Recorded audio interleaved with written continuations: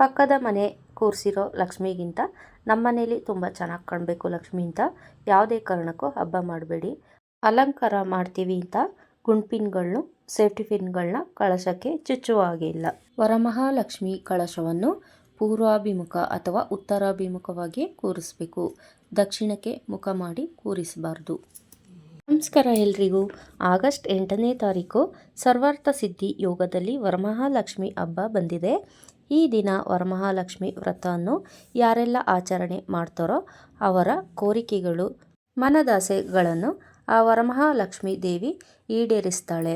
ಹಾಗಿದ್ರೆ ವ್ರತದ ತಯಾರಿ ಹೇಗಿರಬೇಕು? ಕಳಶ ಪ್ರತಿಷ್ಠಾಪನೆ, ದಿಕ್ಕು, ಪೂಜಾ ಕ್ರಮ, ನೈವೇದ್ಯ, ವಿಸರ್ಜನೆ ಇದರ ಬಗ್ಗೆ ವಿವರವಾಗಿ ತಿಳಿಸ್ಕೊಡ್ತಾ ಇದ್ದೀನಿ. ಆದ್ದರಿಂದ ನೀವು ಫುಲ್ ವಿಡಿಯೋ ನೋಡಿ. ಶಾಸ್ತ್ರೋಕ್ತವಾಗಿ ವರಮಹಾಲಕ್ಷ್ಮಿ ದೇವಿಯನ್ನು ಹೇಗೆ ಬರಮಾಡ್ಕೋಬೇಕು ಅಂತ ತಿಳಿಸ್ಕೊಡ್ತಾ ಇದ್ದೀನಿ. ನೀವು ಯಾರಾದರೂ ಹೊಸದಾಗಿ ನನ್ನ ಚಾನಲ್ನ ನೋಡ್ತಾ ಇದ್ದರೆ ಸಬ್ಸ್ಕ್ರೈಬ್ ಮಾಡ್ಕೊಳ್ಳಿ, ಹಾಗೆ ಬೆಲ್ ಐಕನ್ ಕೂಡ ಕ್ಲಿಕ್ ಮಾಡಿ. ಮೊದಲಿಗೆ ನಾವು ಮನೆಯೆಲ್ಲ ನೀಟಾಗಿ ಕ್ಲೀನ್ ಮಾಡ್ಕೋಬೇಕು. ನಂತರ ಗಂಜಳ ಅಥವಾ ಗಂಜಳ ಇಲ್ಲ ಅಂತ ಹೇಳಿದ್ರೆ ಅರಿಶಿಣ ನೀರು, ಅದಕ್ಕೆ ಸ್ವಲ್ಪ ಪಚ್ಚ ಕರ್ಪೂರ, ಜವಾದು, ಪನ್ನೀರು ಹಾಕಿ ಮನೆ ಮೂಲೆ ಮೂಲೆಗಳಿಗೂ ಪ್ರೋಕ್ಷಣೆ ಮಾಡಿ. ನಂತರ ನೆಲ ಒರೆಸುವಾಗ ಕೂಡ ಉಪ್ಪು, ಅರಿಶಿಣದ ಪುಡಿ, ಪಚ್ಚ ಕರ್ಪೂರ, ಸ್ವಲ್ಪ ಜವಾದು ಪೌಡ್ರ್ ಹಾಕಿ ಇಡೀ ಮನೆನ ಸ್ವಚ್ಛ ಮಾಡ್ಕೊಳ್ಳಿ. ದೇವರ ಮನೆ ಕೂಡ ಸ್ವಚ್ಛ ಮಾಡಿರಬೇಕು. ಇದೆಲ್ಲ ಮುಗಿದ ಮೇಲೆ ನೀವು ದೇವರ ಮನೆಯಲ್ಲಿ ಲಕ್ಷ್ಮಿ ಕೂರಿಸೋದಾದರೆ ಕೂರಿಸಿ, ಅಥವಾ ಹಾಲಲ್ಲಿ ಏನಾದರೂ ಜಾಗ ಇದೆ ಅಂತ ಹೇಳಿದ್ರೆ ಹಾಲಲ್ಲೂ ಕೂಡ ಕೂರಿಸ್ಬೋದು. ಮೊದಲು ಒಂದು ಮರದ ಮಣೆ ರೆಡಿ ಮಾಡ್ಕೊಳ್ಳಿ. ಅದನ್ನ ನೀಟಾಗಿ ತೊಳೆದು ಒರೆಸಿಟ್ಕೋಬೇಕಾಗುತ್ತೆ. ನೀವೆಲ್ಲಿ ವರಮಹಾಲಕ್ಷ್ಮಿ ಕಳಶನ ಪ್ರತಿಷ್ಠಾಪನೆ ಮಾಡ್ತೀರಾ ಅದ್ರ ಹಿಂದೆ ನೀವು ಏನಾದರೂ ಡೆಕೋರೇಟ್ ಮಾಡೋದಾದರೆ ಮುಂಚೆನೇ ಮಾಡಿಟ್ಕೋಬೇಕು. ನಂತರ ಅಲ್ಲಿ ನೀವೇನು ಕೂರಿಸ್ತೀರಾ ಆ ಜಾಗನ ಸ್ವಲ್ಪ ನೀಟಾಗಿ ಕ್ಲೀನಾಗಿ ಒರೆಸ್ಕೋಬೇಕಾಗುತ್ತೆ. ಒರೆಸಿದ ಮೇಲೆ ಅದನ್ನ ತುಳಿಯುವಂತಿಲ್ಲ. ಆದ್ದರಿಂದನೇ ಹಿಂದಿನ ಡೆಕೋರೇಷನ್ ಎಲ್ಲ ನೀಟಾಗಿ ಮಾಡ್ಕೊಳ್ಳಿ. ನಂತರ ನೀವೆಲ್ಲಿ ಕಳಶ ಪ್ರತಿಷ್ಠಾಪನೆ ಮಾಡ್ತೀರಾ ಅಲ್ಲಿ ಎಲ್ಲ ಒರೆಸ್ಕೊಂಡಾದ್ಮೇಲೆ ಅಕ್ಕಿ ಹಿಟ್ಟಿನಿಂದ ಯಾವುದೇ ಕಾರಣಕ್ಕೂ ರಂಗೋಲಿ ಬಿಡಿಯಿಂದ ರಂಗೋಲಿ ಬಿಡಬೇಡಿ. ಅಕ್ಕಿ ಹಿಟ್ಟಿನಿಂದ ಪದ್ಮದಳ ರಂಗೋಲಿಯನ್ನು ಬಿಡಿಸಿ ಅದಕ್ಕೆ ಸ್ವಲ್ಪ ಅರಿಶಿಣ, ಕುಂಕುಮ, ಒಂದು ಹೂವು ಇಟ್ಟು ಮೊದಲು ಸ್ಥಳ ಪೂಜೆ ಮಾಡಬೇಕು. ನಂತರ ಆ ರಂಗೋಲಿ ಮೇಲೇ ಒಂದು ಮಣೆ ರೆಡಿ ಮಾಡಿರ್ತೀರಲ್ಲ ಅದನ್ನ ಇಟ್ಕೊಳ್ಳಿ. ಅದರ ಮೇಲೆ ಒಂದು ಬೆಳ್ಳಿ ಅಥವಾ ಕಂಚು, ತಾಮ್ರ, ಹಿತ್ತಾಳೆ ತಟ್ಟೆನ ಇಟ್ಟು ಅದ್ರ ತುಂಬ ಅಕ್ಕಿ ಹಾಕಿ. ಅಕ್ಕಿ ಜೊತೆಗೆ 5 ತರಹದ ದ್ವಿದಳ ಧಾನ್ಯಗಳನ್ನ, ಅಂದರೆ 5 ಕಾಳೇ ಸಾಕು, ಜಾಸ್ತಿ ಎಲ್ಲ ಹಾಕೋಕ್ಕೆ ಹೋಗಬೇಡಿ. ಒಂದು 5 ಕಾಳು ಹಾಕಿ, 5 ಥರದ ಕಾಳುಗಳನ್ನ ಕೂಡ ಹಾಕಿ ಅದರ ಮೇಲೆ ಪದ್ಮದಳ ರಂಗೋಲಿ ಹಾಕಿ ಕೈಲೇ ಬಿಡಿಸ್ಬೇಕಾಗುತ್ತೆ, ಅಥವಾ ಶ್ರೀಮ್ ಅಂತ ಕೂಡ ಬರಿಬೋದು. ಆ ರಂಗೋಲಿ ಮೇಲೆ ಸ್ವಲ್ಪ ಅರಿಶಿಣ, ಕುಂಕುಮ ಹಾಕಿ ಒಂದು ಬಿಂದಿಗೆ ಅಥವಾ ಒಂದು ಕಳಶದ ಕಂಠದವರೆಗೆ ನೀರು ತುಂಬ್ಕೋಬೇಕಾಗುತ್ತೆ. ನೀವು ಬರೀ ಒಂದು ಚೊಂಬು ಅಥವಾ ಒಂದು ಕಳಶ ನೀರು ತುಂಬ್ಕೋಬಾರ್ದು. 2 ಚೊಂಬು ಅಥವಾ 2 ಕಳಶಕ್ಕೆ ಶುದ್ಧವಾದ ನೀರು ತುಂಬಿ ಮನೆಗೆ ತರಬೇಕು. ಸಿಂಕಿನ ನೀರನ್ನ ಯಾವುದೇ ಕಾರಣಕ್ಕೂ ಬಳಸಬೇಡಿ. ನೀರು ತರುವಾಗ ಗಂಗೆ ಪೂಜೆ ಮಾಡಿ ಕಳಶಕ್ಕೆ ಒಂದು ಕಂಕಣ ಕೂಡ ಕಟ್ಟಿ ಅರಿಶಿಣ, ಕುಂಕುಮ ಹಚ್ಚಬೇಕು. ಅಥವಾ ಮೊದಲೇ ತಂದ ನೀರು ಮನೆಯಲ್ಲೇ ಇದ್ದರೆ ಅದನ್ನೇ ಕಳಶಕ್ಕೆ ಉಪಯೋಗಿಸಿ. ಆದರೆ ಅದನ್ನು ಯಾರು ಬಳಸಿರಬಾರ್ದು. ಕಳಶಕ್ಕೆ ಕಂಕಣ ಇಲ್ಲದೆ ನೀರು ತುಂಬಬೇಡಿ. 9 ಎಳೆ ದಾರಕ್ಕೆ ಸ್ವಲ್ಪ ಅರಿಶಿಣದ ನೀರಿನಲ್ಲಿ ಅದ್ದಿದ್ರೆ ಅದು ಅರಿಶಿಣವಾಗುತ್ತೆ. ಅದಕ್ಕೆ ಒಂದು ಸೇವಂತಿಗೆ ಹೂವು ಕಟ್ಟಿ 2 ಕಳಶಕ್ಕೂ ಕಟ್ಟಬೇಕು. ನಂತರ ಆ ಕಳಶದ ನೀರಿಗೆ ಅರಿಶಿಣ, ಕುಂಕುಮ, ಕೆಂಪು ಅಕ್ಷತೆ, ಬೆಳ್ಳಿ ಕಾಯಿನ್ ಅಥವಾ 5 ರೂಪಾಯಿ ಅಥವಾ 10 ರೂಪಾಯಿದು ಕಾಯಿನ್ ಬರುತ್ತಲ್ಲ ಆ ಕಾಯಿನಾದರೂ ಹಾಕ್ಬೋದು. ಆಮೇಲೆ ಗೋಮತಿ ಚಕ್ರ 3, ಸ್ವಲ್ಪ ಲಾವಂಚ ಕೂಡ ಹಾಕಿ, ಪಂಚಫಲ ಅಂದರೆ ಗೋಡಂಬಿ, ದ್ರಾಕ್ಷಿ, ಬಾದಾಮಿ, ಏಲಕ್ಕಿ, ಒಣ ಖರ್ಜೂರ, ಕೆಂಪು ಕಲ್ಲು ಸಕ್ಕರೆ ಕೂಡ ಹಾಕಿ, ಹಾಗೆ ಲಕ್ಷ್ಮಿ ಕಾವಡೆ ಅಂತ ಸಿಗುತ್ತೆ ಅದನ್ನ 3 ಹಾಕಿ, ನಂತರ ಒಂದು ಬಟ್ಲಡಿಕೆ, ಒಂದು ವೀಳ್ಯದೆಲೆ, ನಾವು ಯೂಸ್ ಮಾಡದೇ ಇರೋಂತಹ ಅಂದರೆ ಕಳಶಕ್ಕೆ ಅಂತಲೇ ಇಟ್ಟಿರುವಂಥ ಬೆಳ್ಳಿ ವಸ್ತು ಅಥವಾ ಚಿನ್ನದ ವಸ್ತು ಯಾವುದಾದ್ರೂ ಹಾಕ್ಬೋದು. ಮತ್ತು ಕಾಲುಂಗುರ ಕೂಡ ಹಾಕ್ಬೋದು. ಅದು ಲಕ್ಷ್ಮೀ ದೇವರಿಗೆ ಅರ್ಪಿಸಿದಾಗೆ ಆಗುತ್ತೆ. ಆದರೆ ಅದನ್ನ ನಾವು ಯೂಸ್ ಮಾಡಿರಬಾರ್ದು, ಹೊಸದಿರಬೇಕು. ಬೆಳ್ಳಿ ಅಥವಾ ಚಿನ್ನದ ಕಾಯಿನ್ ಇದ್ದರೆ ಅದು ಕೂಡ ಹಾಕ್ಬೋದು. ಇಲ್ಲ ಅಂತೇಳಿದ್ರೆ ಒಂದು ಕಾಯಿನ್ 5 ರೂಪಾಯಿದು ಅಥವಾ 10 ರೂಪಾಯಿದು ಒಂದು ಕಾಯಿನ್ ಹಾಕ್ಬೋದು. ಇಷ್ಟೆಲ್ಲ ಹಾಕಿದ ಮೇಲೆ ನೀವು ಕಳಶದ ಮೇಲೆ ನಿಮ್ಮ ಬಲಗೈ ಇಟ್ಟು ಗಂಗೆ ಚ ಯಮುನಾ ಚೈವ ಗೋದಾವರಿ ಸರಸ್ವತಿ ನರ್ಮದಾ ಸಿಂಧು ಕಾವೇರಿ ಜಲಸ್ಮಿನ್ ಸನ್ನಿಧಿಂ ಕುರು ಅಂತ ಹೇಳ್ಕೋಬೇಕಾಗುತ್ತೆ. ನಂತರ ಕಳಸವನ್ನು ಪೂರ್ವ ಅಥವಾ ಉತ್ತರ ದಿಕ್ಕಿಗೆ ಮುಖ ಮಾಡಿ ಕೂರಿಸಬೇಕು. ಈ ಎರಡು ದಿಕ್ಕುಗಳಿಗೆ ಮುಖ ಮಾಡಿ ಕೂರಿಸೋಕ್ಕೆ ಸಾಧ್ಯವಿಲ್ಲ, ಅಷ್ಟು ಜಾಗ ಇಲ್ಲ ಅಂತ ಹೇಳಿದ್ರೆ ನೀವು ಕಡೆ ಪಕ್ಷ ಪಶ್ಚಿಮ ಕೈ ಮುಖ ಮಾಡಿ ಕೂರಿಸ್ಬೋದು. ನೀವು ಪೂಜೆ ಮಾಡೋ ಸಂದರ್ಭದಲ್ಲಿ ನೀವು ಪೂರ್ವಕ್ಕೆ ಅಥವಾ ಉತ್ತರಕ್ಕೆ ಮುಖ ಮಾಡಿ ಪೂಜೆ ಮಾಡಬೇಕು. ನೀವು ಯಾವುದೇ ಕಾರಣಕ್ಕೂ ಲಕ್ಷ್ಮೀ ದೇವ್ರನ್ನ ದಕ್ಷಿಣಕ್ಕೆ ಮುಖ ಮಾಡಿ ಕೂರಿಸಬಾರ್ದು. ದಕ್ಷಿಣ ದಿಕ್ಕನ್ನು ನಾವು ಯಮ ದಿಕ್ಕು ಅಂತ ಕೂಡ ಕರಿತೀವಿ. ಆದ್ದರಿಂದ ಯಾವುದೇ ಕಾರಣಕ್ಕೂ ದೇವರ ಮನೆ ಬಾಗಿಲಾಗಲಿ ಅಥವಾ ದೇವ್ರನ್ನ ಪೂಜೆ ಮಾಡುವಾಗಲಿ ದಕ್ಷಿಣ ಕಡೆಗೆ ಮುಖ ಮಾಡಿ ಕೂರಿಸಿರಬಾರ್ದು. ಹಾಗೆಯೇ ನಾವು ಕೂಡ ದಕ್ಷಿಣಾಭಿಮುಖವಾಗಿ ನಿಂತ್ಕೊಂಡು ಅಥವಾ ಕೂತ್ಕೊಂಡು ಪೂಜೆ ಮಾಡಬಾರ್ದು. ನಂತರ ನೀವು ಕಳಶಕ್ಕೆ ಸೀರೆ ಆದರೂ ಉಡಿಸ್ಬೋದು ಅಥವಾ ಬ್ಲೌಸ್ ಪೀಸಿಂದಾದರೂ ಉಡಿಸ್ಬೋದು.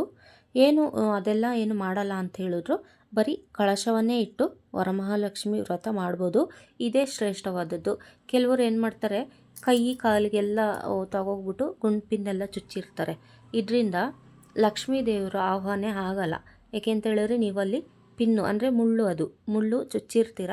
ಅಲ್ಲಿ ಆ ಸ್ಥಳದಲ್ಲಿ ಅದು ಹೇಗೆ ದೇವರು ಆಹ್ವಾನವಾಗುತ್ತೆ. ಆದ್ದರಿಂದ ಯಾವುದೇ ಕಾರಣಕ್ಕೂ ನೀವು ಈ ಗುಂಪಿನ್ಗಳನ್ನ ಯೂಸ್ ಮಾಡಬೇಡಿ. ನಾನು ಇದ್ರ ಬಗ್ಗೆ ಎಲ್ಲ ಹಿಂದಿನ ವೀಡಿಯೋದಲ್ಲೆಲ್ಲ ಹೇಳಿದ್ದೀನಿ. ಅದ್ರ ಪ್ರಕಾರನೇ ನಡ್ಕೊಳ್ಳಿ. ಏಕೆಂತೇಳಿದ್ರೆ ನಾವು ನಮ್ಮಲ್ಲಿರೋ ಸಂಕಷ್ಟಗಳು ದೂರ ಆಗಲಿ, ಒಂದು ಒಳ್ಳೆಯದಾಗಲಿ ಅಂತ ನಾವು ವ್ರತ ಆಗಲಿ, ಹಬ್ಬಗಳಾಗಲಿ, ಪೂಜೆಗಳನ್ನಾಗಲಿ ಮಾಡ್ತಿರ್ತೀವಿ. ಅದು ಬಿಟ್ಬಿಟ್ಟು ಚೆನ್ನಾಗಿ ಕಾಣಲಿ, ನಮ್ಮ ಸಮಾಧಾನಕ್ಕೋಸ್ಕರ, ನಮ್ಮ ತೃಪ್ತಿಗೋಸ್ಕರ ಯಾವುದೇ ಕಾರಣಕ್ಕೂ ಹಬ್ಬ ಮಾಡಬಾರ್ದು. ಅದರಿಂದನೇ ಹೇಳ್ತಾ ಇದ್ದೀನಿ, ಈ ಕೈ ಕಾಲೆಲ್ಲ ಇಡೋತ್ತಿಗೆ ನೀವು ಗುಂಪಿನ್ಗಳೆಲ್ಲ ಯೂಸ್ ಮಾಡಬಾರ್ದು. ಅಲಂಕಾರಕ್ಕೆ ನೀವು ಅದೆಲ್ಲ ಬಿಟ್ಟು ಏನಾದರೂ ಕೈ ಕಾಲೆಲ್ಲ ಸೇರ್ಪಡೆ ಮಾಡ್ತೀವಿ ಅಂತ ಹೇಳಿದ್ರೆ ಮಾಡಿ, ತೊಂದರೆ ಇಲ್ಲ. ಸರಿ, ನಾವೀಗ ದೇವ್ರನ್ನ ಪ್ರತಿಷ್ಠಾಪನೆ ಮಾಡೋದು ಹೇಗೆ ಅಂತ ನೋಡೋಣ ಬನ್ನಿ. ನೀವು ಕಳಶಕ್ಕೆ ತೆಂಗಿನಕಾಯಿ ಆದರೂ ಇಡ್ಬೋದು ಅಥವಾ ಮುಖವಾಡ ಆದರೂ ಇಡ್ಬೋದು. ಬಟ್ ಅಲ್ಲಿ ಕಳಶದಲ್ಲಿ ತೆಂಗಿನಕಾಯಿ ಇರಲೇಬೇಕು. ಒಂದು ಫಲನ ಅಂತೂ ಇಟ್ಟಿರಲೇಬೇಕು. ಆ ತೆಂಗಿನಕಾಯಿಗೆ ನೀವು ಏನೆಲ್ಲ ಮಾಡಬೇಕು ಅಂತೇಳಿದ್ರೆ, ಒಂದು ಜುಟ್ಟಿರುವಂಥ ತುಂಬ ಚೆನ್ನಾಗಿರುವಂಥ ಒಂದು ದಪ್ಪ ತೆಂಗಿನಕಾಯಿ ತಗೊಳ್ಳಿ. ಅದಕ್ಕೆ ಸ್ವಲ್ಪ ಅರಿಶಿಣ ಎಲ್ಲ ಕಲಿಸ್ಕೊಳ್ಳಿ. ಆ ಅರಿಶಿಣಕ್ಕೆ ಸ್ವಲ್ಪ ಪಚ್ಚಕರ್ಪೂರ, ಜವಾದು, ಅಕ್ತಾರು ಅಂದರೆ ಸೆಂಟು, ಮಲ್ಲಿಗೆ ಸೆಂಟು ಥರ ಬರುತ್ತೆ ಅದು, ಆಮೇಲೆ ಪನ್ನೀರು, ಇದಿಷ್ಟನ್ನು ಕಲಸಿ ತೆಂಗಿನಕಾಯಿ ಪೂರ್ತಿ ಹಚ್ಚಿಟ್ಬಿಡಿ.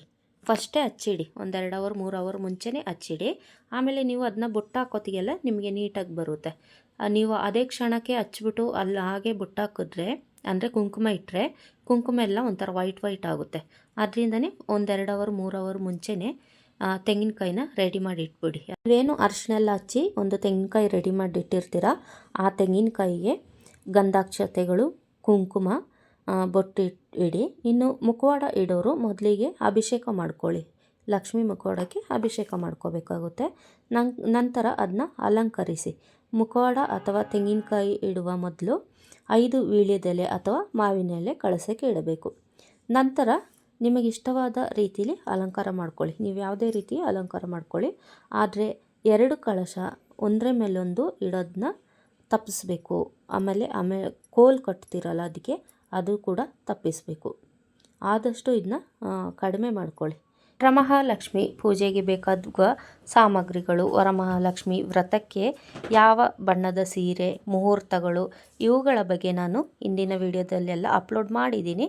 ಅದನ್ನ ನೀವೇನಾದ್ರು ನೋಡಿಲ್ಲ ಅಂತೇಳಿದ್ರೆ ಆ ವಿಡಿಯೋ ಕೂಡ ನೋಡಿ. ಪ್ರತಿಯೊಂದು ಅಂಶದ ಬಗ್ಗೆ ಕೂಡ ಅದರಲ್ಲಿ ಹೇಳಿರ್ತೀನಿ. ಬನ್ನಿ, ಆಗಿದ್ದರೆ ವಿಡಿಯೋ ಮುಂದುವರ್ಸೋಣ. ಅಲಂಕಾರಗಳೆಲ್ಲ ಮುಗಿದ ಮೇಲೆ ನೀವು ಮೊದಲಿಗೆ ಕಂಕಣ ದಾರ ರೆಡಿ ಮಾಡ್ಕೊಳ್ಳಿ. ಆ ಕಂಕಣ ದಾರಕ್ಕೆ 7 ಅಥವಾ 9 ಗಂಟುಗಳನ್ನ ಹಾಕಿರಬೇಕು. ಜೊತೆಗೆ ಒಂದು ಸೇವಂತಿಗೆ ಹೂ ಕೂಡ ಕಟ್ಟಿರಬೇಕು.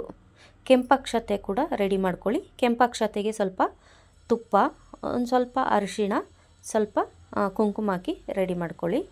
ಜೊತೆಗೆ ನೀವೇನು ಹಣ್ಣುಗಳನ್ನೆಲ್ಲ ತಂದಿರ್ತೀರ, ಹಣ್ಣುಗಳು, ಬಳೆಗಳು, ಆಮೇಲೆ ಮಡ್ಲಕ್ಕಿ ತಟ್ಟೆ ಜೋಡಿಸಿ ಇಡ್ತೀರ ಅದು, ಮತ್ತು ತಿಂಡಿಗಳು, ಇವೆಲ್ಲ ಜೋಡಿಸಿ ಫಸ್ಟು ರೆಡಿ ಮಾಡಿ ದೇವ್ರ ಮುಂದೆ ಇಟ್ಕೊಳ್ಳಿ. ನಾವು ಮೊದಲು ಗಣೇಶ ಪೂಜೆ ಮಾಡ್ಕೋಬೇಕು. ನಿಮ್ಮ ಹತ್ರ ಗಣೇಶ ವಿಗ್ರಹ ಇದ್ದರೆ ಗಣೇಶ ವಿಗ್ರಹಕ್ಕೆ ಪೂಜೆ ಮಾಡಿ. ಇಲ್ಲದಿದ್ದರೆ ಪಿಳ್ಳಾರ್ತಿನ ರೆಡಿ ಮಾಡಿಕೊಂಡು ಅದಕ್ಕೆ ಗರಿಕೆ, ಕೆಂಪು ಹೂವು, ಅಕ್ಷತೆ ಇಡಿ. ನಂತರ ಸ್ವಲ್ಪ ಗಂಧ ಕೂಡ ಇಡಿ, ಅಷ್ಟಗಂಧ ಇರುತ್ತಲ್ಲ ಅಷ್ಟಗಂಧ ಇಡಿ. ನಂತರ ಕಳಶಕ್ಕೆ ಪ್ರಾಣ ಪ್ರತಿಷ್ಠೆ ಮಾಡಿ ನೀವು ಸಂಕಲ್ಪ ಮಾಡ್ಕೊಳ್ಳಿ. ಯಾವುದೇ ಪೂಜೆ ವ್ರತವಾಗಲಿ ನಾವು ಸಂಕಲ್ಪ ಸಹಿತವಾಗಿಯೇ ಮಾಡಬೇಕು, ಇಲ್ಲದ್ರೆ ಅದು ವ್ಯರ್ಥ ಅಂತಲೇ ಆಗುತ್ತೆ. ಆದ್ದರಿಂದ ನಿಮ್ಮ ಬಲಗೈಲಿ ಸ್ವಲ್ಪ ಅಕ್ಷತೆ, ಒಂದು ಹೂವು, 5 ರೂಪಾಯಿ ಕಾಯಿನ್ ಇಟ್ಕೊಂಡು ಮೊದಲನೇದಾಗಿ ಗಣೇಶನ ಪ್ರಾರ್ಥನೆ ಮಾಡ್ಕೊಳ್ಳಿ. ಹಾಗೆ ನಿಮ್ಮ ಮನೆ ದೇವರು, ಕುಲದೇವರು, ಆಮೇಲೆ ವರಮಹಾಲಕ್ಷ್ಮಿ ವ್ರತನ ನೀವು ಯಾವ ಕಾರಣಕ್ಕೆ ಆಚರಿಸ್ತಿದ್ದೀರಾ ಅನ್ನೋದನ್ನ ನೀವು ಮನಸ್ಸಲ್ಲಿ ನೆನೆಸ್ಕೊಂಡು ನಿಮ್ಮ ಇಷ್ಟಾರ್ಥಗಳನ್ನ ಹೇಳ್ಕೊಂಡು ಒಂದು ತಟ್ಟೆಯಲ್ಲಿ ಕೈ ತೊಳಿಬೇಕಾಗುತ್ತೆ. ಅಂದರೆ ನೀರು ಸಮೇತವಾಗಿ ಅಕ್ಷತೆ ಹೂವುಗಳನ್ನೆಲ್ಲ ಆ ತಟ್ಟೆಗೆ ಬಿಡಬೇಕಾಗುತ್ತೆ. ನಂತರ ನೀವು ವಾರ, ತಿಥಿ, ನಕ್ಷತ್ರ ಇದೆಲ್ಲನೂ ಹೇಳ್ಕೊಬಹುದು. ಗೋತ್ರ ಗೊತ್ತಿರೋರು ಗೋತ್ರ ಹೇಳ್ಕೊಳ್ಳಿ, ಅಥವಾ ಯಜಮಾನಸ್ಯ ಅಂತ ಹೇಳಿ ಮನೆಯ ಯಜಮಾನನ ಹೆಸರು ಕೂಡ ಹೇಳ್ಬೋದು. ಆಮೇಲೆ ಕುಟುಂಬ ಸಮೇತ ಅಂತ ಹೇಳ್ಕೊಂಡು ನೀವು ನಿಮ್ಮ ಸಂಕಲ್ಪನ ತಗೊಳ್ಳಿ. ಇದೆಲ್ಲ ಹೇಳೋಕ್ಕೆ ಬರಲ್ಲ, ಇದೆಲ್ಲ ಗೊತ್ತಾಗಲ್ಲ ಅಂತ ಹೇಳೋರು ಏನು ಪರವಾಗಿಲ್ಲ. ಗಣೇಶ ನಿಮ್ಮ ಮನೆ ದೇವರು, ಕುಲದೇವರು, ವರಮಹಾಲಕ್ಷ್ಮಿ, ಶ್ರೀಮನ್ ನಾರಾಯಣ ಸಹಿತ ವರಮಹಾಲಕ್ಷ್ಮಿ ಅಂತ ಬೇಡ್ಕೊಳ್ಳಿ. ನಂತರ ಪಂಚಪಾತ್ರೆಗೆ ಸ್ವಲ್ಪ ತುಳಸಿ ಹಾಕಿ ನೀರು ಹಾಕಿ ಇಟ್ಟಿರ್ತೀರಲ್ವ, ಅದನ್ನ ನೀವು ಓಂ ಕೇಶವಾಯ ಸ್ವಾಹ, ಓಂ ಅನಂತಾಯ ಸ್ವಾಹ, ಓಂ ಮಾಧವಾಯ ಸ್ವಾಹ ಈ ಥರ ಹೇಳ್ಕೊಂಡು 3 ಸರಿ ಬಲಗೈಯಿಂದ ನೀರು ಎತ್ಕೊಂಡು ಕುಡಿಬೇಕಾಗುತ್ತೆ. ಅಂದರೆ ಒಂದೊಂದು ಉದ್ಧರಣೆ ನೀರು ಹಾಕ್ಕೊಳ್ಳಿ ಅಷ್ಟೇ, ಜಾಸ್ತಿ ಎಲ್ಲ ಉಯ್ಕೊಂಡು ಕುಡಿಬಾರ್ದು. 3 ಉದ್ಧರಣೆ ನೀರು. ನಂತರ ನೀವು ಪೂಜೆಗೆ ಬೇಕಾಗುವಂಥ ವಸ್ತುಗಳನ್ನೆಲ್ಲ ಒಂದು ಕಡೆ ಇಟ್ಕೊಳ್ಳಿ, ಅಥವಾ ನಿಮ್ಮ ಸಹಾಯಕ್ಕೆ ಯಾರನ್ನಾದರೂ ಇಟ್ಕೊಳ್ಳಿ. ಮಧ್ಯದಲ್ಲಿ ಎದ್ದು ಓಡಾಡಬಾರ್ದು. ಒಂದು ಮಣೆ ಅಥವಾ ಒಂದು ಚಾಪೆ ಮೇಲೆ ಕೂತ್ಕೊಂಡು ಕಳಸಕ್ಕೆ ಅಥವಾ ನೀವು ಏನು ಅಲಂಕಾರ ಮಾಡಿರ್ತೀರ ಲಕ್ಷ್ಮೀ ದೇವರಿಗೆ ಮೊದಲನೇದಾಗಿ ಗೆಜ್ಜೆ ವಸ್ತ್ರ ಹಾಕಿ, ನಂತರ ಗಂಧ, ಅಷ್ಟಗಂಧ, ಅಕ್ತಾರು ಇವುಗಳನ್ನ ಹಚ್ಚಬೇಕು. ನೀವು ಕಂತೆ ದುಡ್ಡನ್ನ ಇಡೋದಾಗಲಿ, ಇರೋ ಬರೋ ಬಂಗಾರನೆಲ್ಲ ದೇವಿಗೆ ಅರ್ಪಿಸಬಾರ್ದು. ಎಷ್ಟು ಅವಶ್ಯಕತೆ ಇದೆ ಅಷ್ಟನ್ನು ಮಾತ್ರ ಆ ಬಂಗಾರನ ದೇವರಿಗೆ ಅರ್ಪಿಸಿ, ಆಮೇಲೆ ನೀವು ಹಾಕ್ಕೊಳ್ಳಿ. ದೇವರಿಗೆ ಹಾಕಿ ದೇವ್ರು ಚೆನ್ನಾಗಿ ಕಾಣಲಿ ಅಂತ ದೇವ್ರಿಗೆ ಹಾಕಿರ್ತೀರ, ನೀವು ಬಿಚ್ಚಲೆ ಗೌರಮ್ಮನ ಥರ ಇರಬೇಡಿ. ಆಮೇಲೆ ಆರ್ಟಿಫಿಷಿಯಲ್ನ ನೀವು ಹಾಕ್ಕೊಳ್ಳೋದನ್ನ ತುಂಬ ಕಡಿಮೆ ಮಾಡಿ. ಆದಷ್ಟು ಚಿನ್ನ ಇರೋಂಥವ್ರು ಚಿನ್ನನೇ ಹಾಕ್ಕೊಳ್ಳಿ. ನೀವು ಹಣ ಇಡಲೇಬೇಕು ಅಂದರೆ ಒಂದು ಕೆಂಪು ಬಟ್ಟೆಯಲ್ಲಿ ಅರಿಶಿಣ, ಕುಂಕುಮ, ಅಕ್ಷತೆ, ಲಾವಂಚ, ಪಚ್ಚ ಕರ್ಪೂರ, ಅಷ್ಟಗಂಧ, ಜವಾದು, ಶ್ರೀಗಂಧ, ಕೆಂಪು ಬಿಳಿ ಗುಲಗಂಜಿ, ಕಮಲದ ಬೀಜ, ಗೋಮತಿ ಚಕ್ರ, ಏಕಾಕ್ಷಿ ನಾರು, ಅರಿಶಿಣದ ಕೊಂಬು, ಏಲಕ್ಕಿ, ಲವಂಗ, ಬಜೆ, 1 ಪೀಸು ಚಿಕ್ಕದಾದಂಥ ದಾಲ್ಚಿನ್ನಿ ಅಂದರೆ ಚಕ್ಕೆ, ಲಕ್ಷ್ಮೀ ಕಾಯಿನು ಅಥವಾ ಬೆಳ್ಳಿ ಕಾಯಿನು. ಬೆಳ್ಳಿ ಕಾಯಿನು ಇಲ್ಲ ಅಂತ ಹೇಳಿದ್ರು ಪರವಾಗಿಲ್ಲ, 9 5 ರೂಪಾಯಿ ಕಾಯಿನ್ಗಳನ್ನ ಹಾಕಿ ನೀವು ಇದೆಲ್ಲ ಒಂದು ಕೆಂಪು ಬಟ್ಟೆ ಒಳಗೆ ಹಾಕೊಳ್ಳೋತ್ತಿಗೆ ಶ್ರೀಂ ಶ್ರೀಂ ಶ್ರೀಂ ಅಂತ ಹೇಳ್ಕೊಂಡೇ ಹಾಕಬೇಕು. ಶ್ರೀಂ ಅನ್ನೋದು ಲಕ್ಷ್ಮಿ ಬೀಜ ಮಂತ್ರವಾಗಿದೆ. ಮತ್ತು ಈಗ ನಾನೇನು ವಸ್ತುಗಳನ್ನೆಲ್ಲ ಹೇಳಿದೆ ಅದೆಲ್ಲ ಲಕ್ಷ್ಮಿ ಆಕರ್ಷಣೆ ಬರೋವಂಥದ್ದು. ಇದರಿಂದ ನಿಮಗೆ ಧನ ಸಂಪತ್ತು ಅಷ್ಟೈಶ್ವರ್ಯಗಳು ಕೂಡ ಬರುತ್ತೆ. ಆದ್ದರಿಂದ ಇದನ್ನೆಲ್ಲ ಒಂದು ಗಂಟು ಕಟ್ಟಿ ಎಲ್ಲ ನೀವು ಕೆಂಪು ಬಟ್ಟೆಲೇ ಗಂಟು ಕಟ್ಟಿ ಇಡಬೇಕು. ಬೇರೆ ಕಲರ್ ಬಟ್ಟೆಗಳನ್ನ ಯೂಸ್ ಮಾಡಬೇಡಿ. ಆಮೇಲೆ ನಿಮಗೆ ಹಣ ಇಡಬೇಕು ಅಂತಲೇ ಇದ್ದರೆ ನೀವು ಒಂದು ಕೆಂಪು ಬಟ್ಟೆಯಲ್ಲಿ ಹಣ ಏನಿಟ್ಟಿರ್ತೀರ ಅದನ್ನೆಲ್ಲ ಸುತ್ತಿ ಅದ್ರ ಮೇಲೆ ಈ ವಸ್ತುಗಳದ್ದು ಒಂದು ಗಂಟು ಇರುತ್ತಲ್ಲ ಅದನ್ನ ಇಡಿ. ಯಾವುದೇ ಕಾರಣಕ್ಕೂ ಇದನ್ನ ಬೇರೆಯವ್ರ ಕಣ್ಣಿಗೆ ಕಾಣೋ ಥರ ಇಡಬೇಡಿ. ನಿಮಗೇನು ಲಕ್ಷ್ಮಿ ಅನುಗ್ರಹ ಆಗಬೇಕು, ಲಕ್ಷ್ಮಿ ಕಟಾಕ್ಷ ಸಿಗಬೇಕು ಅಲ್ವಾ. ಇದರಿಂದ ಲಕ್ಷ್ಮಿ ಆಕರ್ಷಣೆ ಆಗಬೇಕು, ಧನ ಕನಕ ಸಂಪತ್ತು ಆರೋಗ್ಯ ಹೆಚ್ಚಬೇಕು. ಇದಕ್ಕೆಲ್ಲ ನಾವು ಇದೊಂದು ತಯಾರಿನ ಮಾಡ್ಕೋಬೇಕು. ಇದೊಂದು ತಂತ್ರ ಅಂತಲೇ ತಿಳ್ಕೊಳ್ಳಿ. ಲಾವಂಚನ ಹೆಚ್ಚಾಗಿ ಉಪಯೋಗಿಸಿ. ಹಾಗೆ ನಾನು ಹಿಂದಿನ ವಿಡಿಯೋದಲ್ಲಿ ಹೇಳಿದ್ದೆ 21 ಕೆಂಪು ಗುಲಗಂಜಿನ ತಗೊಳ್ಳಿ ಅಥವಾ 54 ತಗೊಳ್ಳಿ ಅಂತ. ಜೊತೆಗೆ ನೀವು 11 ಅಥವಾ 9 ಬಿಳಿ ಗುಲಗಂಜಿ ಕೂಡ ತಗೊಂಡು ಅದರೊಳಗೆ ಹಾಕಿ, ಇದು ನಿಮಗೆ ತಂತ್ರ ಅಂತ ಹೇಳಿ ಉಪಯೋಗಿಸಿ. ಆಮೇಲೆ ನೀವು ಮೊದಲನೇದಾಗಿ ಪೀಠ ಪೂಜೆ ಮಾಡಬೇಕಾಗುತ್ತೆ. ಅದರಿಂದ ಓಂ ಪೀಠ ಪೂಜಂ ಕರಿಷ್ಯೆ ಅಂತ ಹೇಳ್ಕೊಳ್ಳಿ. ನಂತರ ಎಲ್ಲ ತಯಾರಿ ಆದಮೇಲೆ ಮೊದಲನೇದಾಗಿ ಗಣೇಶನಿಗೆ ಪೂಜೆ ಮಾಡಿ. ಗಣೇಶ ಮಂತ್ರ ಬಂದರೆ ಹೇಳ್ಕೊಳ್ಳಿ. ಓಂ ಗಂ ಗಣಪತಿಯೇ ನಮಃ ಅಂತಾದರೂ ಹೇಳ್ಕೊಳ್ಳಿ, ಅಥವಾ 21 ಹೆಸರುಗಳನ್ನಾದರೂ ಹೇಳ್ಕೊಳ್ಳಿ, ಅಥವಾ 11 ಹೆಸರು ಆದರೂ ಗಣೇಶ ಅಂತ ಹೇಳ್ಕೊಂಡು ಗಣೇಶನಿಗೆ ಪೂಜೆ ಮಾಡಿ. ಶ್ರೀ ವಕ್ರತುಂಡ ಮಹಾಕಾಯ ಕೋಟಿ ಸೂರ್ಯ ಸಮಪ್ರಭ ನಿರ್ವಿಘ್ನಂ ಕುರುಮೇ ದೇವ ಸರ್ವಕಾರ್ಯೇಷು ಸರ್ವದ ಅನ್ನೋ ಮಂತ್ರ ಕೂಡ ನೀವು ಹೇಳ್ಕೊಬೋದು. ಇದು ಎಲ್ಲರೂ ಹೇಳ್ಕೊಳ್ಳೋಂಥ ಮಂತ್ರ ಆಗಿದೆ. ಅದರಿಂದ ನೀವು ಈ ಮಂತ್ರನ ಹೇಳ್ಕೊಬೋದು. ನಂತರ ನೀವು ಪತಿ ಪತ್ನಿ ಸಹಿತವಾಗಿ ಅಥವಾ ಸಹಕುಟುಂಬ ಸಮೇತರಾಗಿ ವರಮಹಾಲಕ್ಷ್ಮಿ ಪೂಜೆ ಮಾಡ್ಬೋದು. ಅಕಸ್ಮಾತ್ ಯಾರು ಇಲ್ಲ ಅಂತ ಹೇಳಿದ್ರೆ ನೀವು ಒಬ್ಬರೇ ಪೂಜೆ ಮಾಡಿ, ತೊಂದರೆ ಏನಿಲ್ಲ. ಆಮೇಲೆ ಶ್ರೀ ಸೂಕ್ತ ಹೇಳ್ಕೊಳ್ಳಿ, ಬಂದರೆ ಹೇಳ್ಕೊಳ್ಳಿ. ಅಥವಾ ಕನಕದಾರ ಸ್ತೋತ್ರ, ಮಹಾಲಕ್ಷ್ಮಿ ಅಷ್ಟಕಂ, ಶ್ರೀ ಮಹಾಲಕ್ಷ್ಮಿ ಹೃದಯ ಸ್ತೋತ್ರ ಇವುಗಳನ್ನ ಬಂದರೆ ಹೇಳ್ಕೊಬೋದು. ಇಲ್ಲಾಂದರೆ ಮೊಬೈಲಲ್ಲೇ ಸಿಗುತ್ತೆ, ಅದನ್ನ ಹಾಕ್ಕೊಂಡು ನೀವು ಪೂಜೆ ಮಾಡುವಾಗ ಶ್ರೀಂ ಶ್ರೀಂ ಶ್ರೀಂ ಅಥವಾ ವರಮಹಾಲಕ್ಷ್ಮಿಯೇ ನಮಃ ಅಂತ ಹೇಳ್ಕೊಂಡು ನೀವು ಪೂಜೆ ಮಾಡಿ. ಪೂಜೆ ಎಲ್ಲ ಆದಮೇಲೆ ಓಂ ಧೂಪಂ ದೀಪಂ ಸಮರ್ಪಯಾಮಿ, ಫಲಪುಷ್ಪಂ ಸಮರ್ಪಯಾಮಿ, ಗಂಧಾಕ್ಷತೆ ನೈವೇದ್ಯಂ ಸಮರ್ಪಯಾಮಿ ಅಂತ ಹೇಳ್ಕೊಳ್ಳಿ. ಮುಖ್ಯವಾಗಿ ನಾವು ನೈವೇದ್ಯ ವಿಚಾರವಾಗಿ ನೋಡೋಣ. ನೀವು ಪೂಜೆ ಮಾಡ್ಕೊಳ್ಳೋ ಸಮಯದಲ್ಲಿ ನಿಮಗೆ ಯಾವ ನೈವೇದ್ಯ ಮಾಡ್ಕೊಳ್ಳೋ ಆಗಿಲ್ಲ ಬೆಳಗಿನ ಜಾವ ಅಂತ ಹೇಳಿದ್ರೆ 1 ಗ್ಲಾಸ್ ಹಾಲು, ಆಮೇಲೆ ಸ್ವಲ್ಪ ಕಲ್ಸಕ್ಕರೆ ಅಂದರೆ ಕೆಂಪು ಕಲ್ಸಕ್ಕರೆ ಹಾಕಿ, ಆಮೇಲೆ ಸ್ವಲ್ಪ ತುಪ್ಪ ಹಾಕಿ ದೇವಿ ಮುಂದೆ ಇಡ್ಬೋದು. ಇನ್ನು ಮಹಾಲಕ್ಷ್ಮಿಗೆ ಇಷ್ಟವಾದಂತಹ ಹೋಳಿಗೆ, ಹೆಸರುಬೇಳೆ ಪಾಯಸ, ಗುಡಾನ್ನ ಅಥವಾ ಮಹಾಪ್ರಸಾದ ಅಂದರೆ ಉಪ್ಪು ಹಾಕದೆ ಅನ್ನ ಮಾಡಿ ಅದಕ್ಕೆ ತುಪ್ಪ ಸೇರಿಸಿ ಸ್ವಲ್ಪ ಬೆಲ್ಲ ಹಾಕ್ತಾರೆ. ಇದನ್ನೇ ನಾವು ಮಹಾಪ್ರಸಾದ ಅಂತ ಕರಿತೀವಿ. ಅಥವಾ ಹಾಲು ಪಾಯಸ ಕೂಡ ಮಾಡ್ಬೋದು. ನೀವು ಯಾವುದೇ ನೈವೇದ್ಯ ಮಾಡ್ಕೋಬೋದು, ಇಂಥದ್ದೇ ಮಾಡಬೇಕು ಅಂತ ಇಲ್ಲ. ಅಂದರೆ ಹಾಲು ಹಾಕಿದ್ದನ್ನೇ ಜಾಸ್ತಿ, ಹಾಲು ತುಪ್ಪ ಇರೋಂಥದ್ದನ್ನೇ ಜಾಸ್ತಿ ಮಾಡಿ. ಇನ್ನು ಹೋಳಿಗೆ ಅಂತ ಹೇಳಿದ್ರೆ ತುಂಬಾ ಇಷ್ಟ, ಹೋಳಿಗೆ ಕೂಡ ಮಾಡಿ ಲಕ್ಷ್ಮೀ ದೇವರಿಗೆ ನೈವೇದ್ಯ ಇಡಿ. ಇನ್ನೊಂದು ವಿಚಾರ, ನೀವು ಯಾವುದೇ ಕಾರಣಕ್ಕೂ ಪುಳಿಯೋಗರೆ ಮತ್ತು ಹುಳಿಯನ್ನು ಆ ಥರದ್ದು ಯಾವುದನ್ನು ಮಾಡಬಾರ್ದು. ನಾನು ತುಂಬ ಕಡೆ ತುಂಬ ಮನೆಗಳಲ್ಲೂ ನೋಡ್ತೀನಿ, ಪ್ರಸಾದ ಏನು ಮಾಡ್ತಿದ್ದೀರಾ, ಪುಳಿಯೋಗರೆ ಮಾಡ್ತೀವಿ ಅಂತ ಹೇಳ್ತಾರೆ. ಯಾಕೆ ಅಂತ ಕೇಳಿದ್ರೆ ನಮ್ಮ ಪಾಪಕರ್ಮಗಳೆಲ್ಲ ಕಳೀಲಿ ಅಂತ. ಇದು ತಪ್ಪು. ನಾವು ಯಾವುದೇ ರೀತಿಯಾಗಿ ಪುಳಿಯೋಗರೆ ಆಮೇಲೆ ಹುಳಿಯನ್ನ ಮಾಡಬಾರ್ದು. ಇದು ಜ್ಯೇಷ್ಠ ಲಕ್ಷ್ಮಿಗೆ ಮಾಡುವಂಥ ಪ್ರಸಾದ ಆಗಿದೆ. ಇನ್ನು ದೇವಸ್ಥಾನಗಳಲ್ಲಿ ಪುಳಿಯೋಗರೆ ಮಾಡ್ತಾರೆ, ಅದು ಆ ದೇವರಿಗೆ ಸಂಬಂಧಪಟ್ಟಿರುತ್ತೆ. ನಾವು ಮನೆಗಳಲ್ಲಿ ಮಾತ್ರ ಹೇಳ್ತಾ ಇದ್ದೀನಿ, ಲಕ್ಷ್ಮೀ ದೇವರಿಗೆ ಪುಳಿಯೋಗರೆ ಮಾಡಬಾರ್ದು ಅಂತ. ಇನ್ನು ನಿಮಗೆ ಟೈಮ್ ಇಲ್ಲ, ನಾವು ಕೆಲಸಕ್ಕೆ ಹೋಗಬೇಕು ಅಂತ ಏನಾದರೂ ನಿಮಗೆ ಅನಿಸಿದರೆ ಪರವಾಗಿಲ್ಲ, 1 ಗ್ಲಾಸ್ ಹಾಲಿಗೆ ಕಲ್ಸಕ್ಕರೆ ತುಪ್ಪ ಎಲ್ಲ ಹಾಕಿ ನೀವು ನೈವೇದ್ಯ ಮಾಡಿಡ್ಬೋದು.